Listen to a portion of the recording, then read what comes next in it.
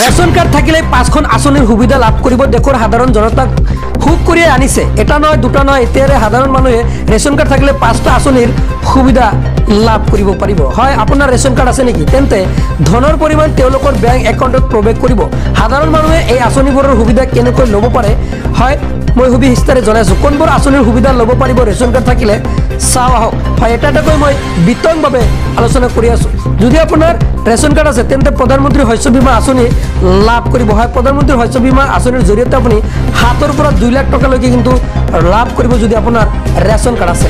আৰু প্ৰধানমন্ত্ৰী আৱাস যোজনাৰ ৰেচন কাৰ্ড থাকিলে PMAYৰ সুবিধা লাভ কৰিব। আৰু ইয়াৰ জৰিয়তে এই আঁচনিৰ অধীনত চৰকাৰে চহৰ অঞ্চলত 2,60,000 টকা আৰু গ্ৰাম অঞ্চলত 1,30,000 টকা আগবঢ়ায়।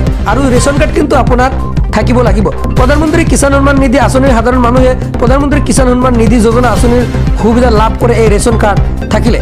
ৰেচন কাৰ্ড থাকিলে PM বিশ্বকৰ্মা আঁচনিৰ সুবিধা ল'ব পাৰে। অৰ্থাৎ প্ৰধানমন্ত্ৰী বিশ্বকৰ্মা যোজনাৰ অধীনত কিন্তু 15,000কৈ টকা দিয়ে। এই আঁচনিৰ অধীনত সকলো যোগ্য মহিলাক 15,000কৈ টকা অনুদান আগবঢ়ায়, যাতে তেওঁলোকে ক্ষুদ্ৰ উদ্যোগৰ জৰিয়তে স্বাৱলম্বী হ'ব পাৰে। যোগ্য মহিলাসকলক বিনামূলীয়াকৈ চিলাই মেচিন প্ৰদান কৰা হয় যদি ৰেচন কাৰ্ড থাকে। হয়, যিসকলৰ ৰেচন কাৰ্ড আছে তেওঁলোকক কিন্তু চিলাই মেচিন প্ৰদান কৰিব অসম চৰকাৰে। প্ৰয়োজিত শ্ৰমিক আৰু অসংগঠিত শ্ৰমিকৰ বাবে ডাঙৰ ঘোষণা।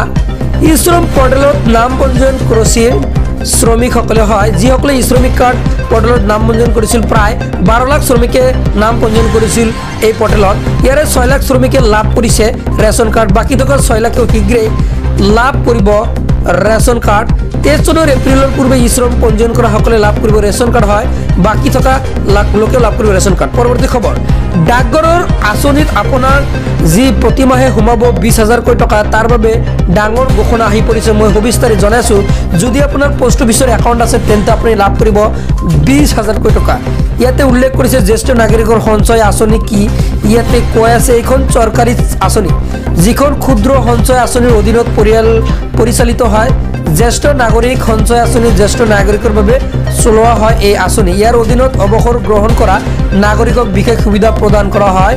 ইয়াৰ জৰিয়তে অৱসৰৰ পিছতো নিয়মীয়াকৈ ধন লাভ কৰিব পাৰিব আপুনিও। এই আঁচনিৰ নিশ্চয়তা প্ৰদান কৰে ভাৰত চৰকাৰে। ইয়াৰ সুবিধাসমূহ হৈছে ভাৰতৰ প্ৰমাণিত বেংক আৰু ডাকঘৰৰ জৰিয়তে ধন লেনদেন কৰিব পাৰিব আপুনি জ্যেষ্ঠ নাগৰিকৰ সঞ্চয় আঁচনি 2023-24 বিত্তীয় অনুদান হিচাপে। চৰ্তসমূহ ইয়াতে দিয়া আছে। চৰ্ত কি SCSৰ সুবিধা লাভ কৰিবলৈ কিছুমান চৰ্ত আৰোপ কৰা হৈছে। ইয়াৰ প্ৰথম চৰ্ত নাগৰিকৰ বয়স 60 বছৰৰ ওপৰত হ'ব লাগিব। অৰ্থাৎ আপুনি প্ৰতিমাহে 20,000কৈ টকা পাবলৈ হ'লে আপোনাৰ 60 বছৰ হ'ব লাগিব। ইয়াৰ উপৰি যিসমূহ সুবিধা দিয়া আছে, ইয়াতে প্ৰতিমাহে কিমান টকা পাব ইয়াতে লিখাই আছে যে আপোনাৰ যি টকা দিব। এতিয়া প্ৰশ্ন উত্থাপন হৈছে যে এই আঁচনিৰ বিনিয়োগ কৰি কিমান টকা উভতাই পোৱা যায়। ধৰি লওক আপুনি ইয়াত জ্যেষ্ঠ নাগৰিক সঞ্চয় আঁচনিৰ অধীনত 30 লাখ টকা জমা কৰিছে, তেতিয়া প্ৰতি বছৰে প্ৰায় 2,46,000 টকাৰ সুদ পোৱা যায়। যদি মাহেকীয়া চাওঁ তেন্তে এই ধনৰাশি হ'ব 20,500 টকা। হয়, একাউণ্ট খুলিবলৈ আপুনি এখন ফৰ্ম ফিল আপ কৰিব লাগিব, যিটো KYC নথিপত্ৰৰ সৈতে আপুনি জমা দিব লাগিব। আপোনাৰ বেংকত গৈ জমা দিব লাগিব। অৰ্থাৎ আপোনাৰ যি পোষ্ট অফিচ আছে আপোনাৰ য'ত একাউণ্ট খুলিব তাতে